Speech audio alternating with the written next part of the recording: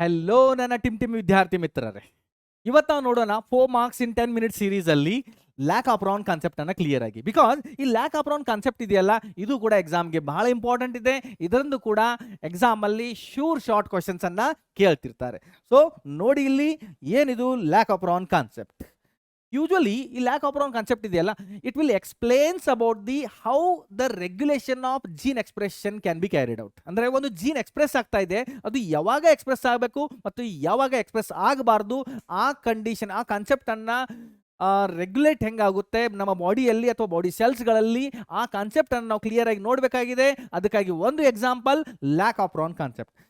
ಈ ಕಾನ್ಸೆಪ್ಟ್ ಅನ್ನ ಅಥವಾ ಈ ಮೆಕ್ಯಾನಿಸಮ್ ಅನ್ನ ನಿಮಗೆ ಎಕ್ಸ್ಪ್ಲೇನ್ ಮಾಡೋಕ್ಕಿಂತ ಮುಂಚೆ ಒಂದು ಇಂಪಾರ್ಟೆಂಟ್ ಪಾಯಿಂಟ್ ಹೇಳ್ತೀನಿ. ಲ್ಯಾಕ್ ಅಪ್ರಾನ್ ಅಂದ್ರೆ, ಓಕೆ, ಇದರಲ್ಲಿ ಲ್ಯಾಕ್ ಅಂದ್ರೆ ಲ್ಯಾಕ್ಟೋಸ್ ಅಪ್ರಾನ್ ಕಾನ್ಸೆಪ್ಟ್ ಅಂತ ಹೇಳ್ಬೋದು. ಇದು ಇಂಡ್ಯೂಸಿಬಲ್ ಅಪ್ರಾನ್ ಇದೆ. ಓಕೆ, ಇಲ್ಲಿ ಲ್ಯಾಕ್ಟೋಸ್ ಮೆಟಾಬೋಲಿಸಮ್ ಹೆಂಗಾಗುತ್ತೆ, ಲ್ಯಾಕ್ಟೋಸ್ ಬ್ರೇಕ್ ಡೌನ್ ಹೆಂಗಾಗುತ್ತೆ ನಮ್ಮ ಬಾಡಿ ಸೆಲ್ಸ್ಗಳಲ್ಲಿ, ಆ ಕಾನ್ಸೆಪ್ಟ್ ಅನ್ನ ಇದು ಎಕ್ಸ್ಪ್ಲೇನ್ ಮಾಡ್ತಾ ಇದೆ. ಫಸ್ಟ್ ನೋಡಿ, here there is one double standard DNA molecule is present, and in that there is a group of genes are present. I gene, P gene, O gene, Z, Y, A gene, all these genes together known as operon genes ಅಂತ ಹೇಳ್ತೀವಿ.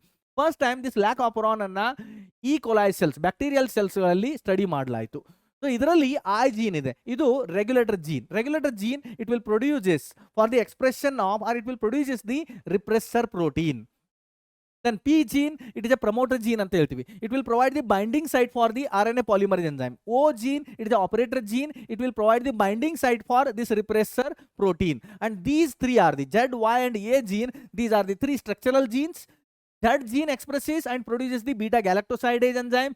Y gene expresses and produces the permease enzyme, and A gene expresses and produces the transacetylase enzyme. All these three enzymes, they are important for the lactose metabolism or breakdown of lactose in the bacterial cells.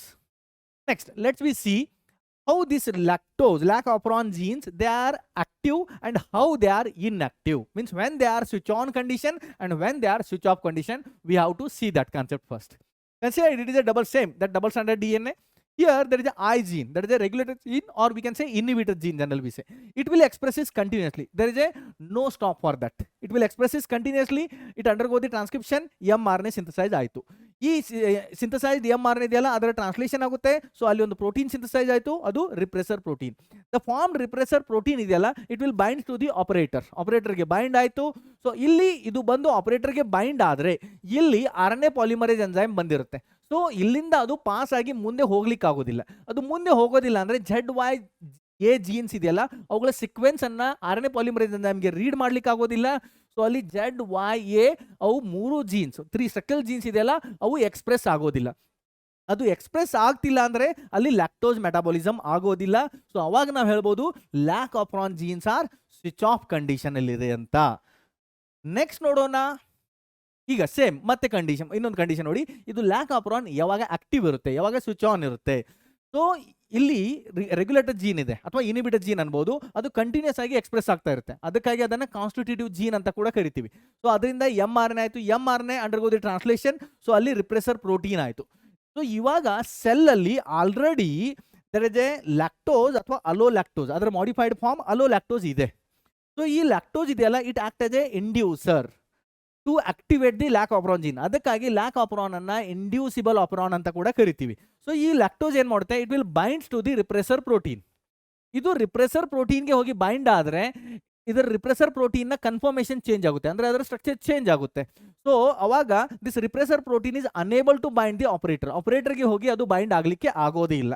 So ಇದು ಹೋಗಿ ಇಲ್ಲಿ ಆಪರೇಟರ್ಗೆ bind ಆಗ್ತಿಲ್ಲ ಅಂದ್ರೆ ಇಲ್ಲಿ RNA polymerase enzyme ಇದೆ, ಅದು ನಿಧಾನವಾಗಿ ಈ ಎಲ್ಲ ಸೀಕ್ವೆನ್ಸ್ಗಳನ್ನ ZYA ಜೀನ್ಗಳ ಸೀಕ್ವೆನ್ಸ್ ಅನ್ನ ರೀಡ್ ಮಾಡ್ಕೊಳ್ಳುತ್ತೆ.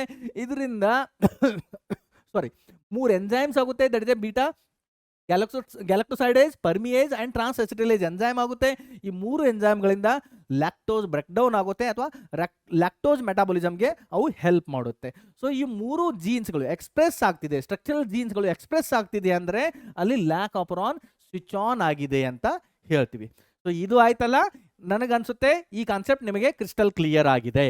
ಸೊ ಇದರ ಮೇಲೆ ಎಕ್ಸಾಮ್ ಅಲ್ಲಿ ಯಾವ ತರದ ಕ್ವಶನ್ಸ್ಗಳನ್ನ ಕೇಳಿದ್ದಾರೆ ಅದನ್ನು ನೋಡೋಣ. ಫಸ್ಟ್ ಕ್ವಶನ್ ನೋಡಿ, match the following gene of lac operon with their respective product. First ಇದೆ ಐ ಜೀನ್. ಇದು ರೆಗ್ಯುಲೇಟರ್ ಜೀನ್, ಅದರಿಂದ ಏನಾಗುತ್ತೆ ರಿಪ್ರೆಸರ್ ಪ್ರೋಟೀನ್ ಸಿಂಥಸೈಸ್ ಆಗುತ್ತೆ. Next Z gene that is beta galactosidase enzyme synthesise ಆಗುತ್ತೆ. A gene that is transacetylase enzyme synthesise ಆಗುತ್ತೆ. Y gene that is permease enzyme synthesize ಆಗ್ತಾ ಇರುತ್ತೆ. Next question ನೋಡಿ, all of the following are part of ಅಪರಾನ್ concept except. So operon ಅಲ್ಲಿ ಏನೇನಿರುತ್ತೆ, ಒಂದು regulator gene or inhibitor ಅಂತೀವಿ, then promoter, operator and structural genes ಇರುತ್ತೆ. So ಅದರಲ್ಲಿ ಯಾವ್ದು ಇರೋದಿಲ್ಲ ಅಂತ ಕೇಳ್ತಿದ್ದಾರೆ. ಆಪ್ಷನ್ ನಂಬರ್ ಡಿ ನೋಡಿ, there is a no enhancer in the operon genes. Then which of the following required as a inducer for the expression of lac operon? Lac operon expression ಗೆ ಯಾವುದು ಬೇಕು, that is lactose or ಅದರ modified form allolactose ಬೇಕಾಗುತ್ತೆ. ಇಲ್ಲಿ lactose and galactose ಕೊಟ್ಟಿದ್ದಾರೆ, ತಪ್ಪು, galactose ಬೇಕಾಗಿಲ್ಲ, glucose galactose ಅಲ್ಲ. So option number D lactose is the correct answer. Next ನೋಡಿ, which enzyme will be produced in a cell in which there is a nonsense mutation in the lac Y gene. ಯಾವ enzyme lac Y gene ಅಲ್ಲಿ mutation ಆದರೆ, nonsense mutation ಇಂದ ಅಲ್ಲಿ stop codon synthesise ಆಗುತ್ತೆ. Okay, so ಇಲ್ಲಿ Y gene ಅಲ್ಲಿ mutation ಆಗ್ತಾ ಇದೆ, ಸೊ ಇಲ್ಲಿಂದ ಸ್ಟಾಪ್ ಕೋಡಾನ್ ಆಯಿತು. RNA ಪಾಲಿಮರೇಸ್ ಎಂಜೈಮ್ ಇಲ್ಲಿಂದ ಬರ್ತಾ ಇದೆ. ಓಕೆ, ಅದು ಸ್ವಿಚ್ ಆನ್ ಕಂಡೀಷನ್ ಇದೆ.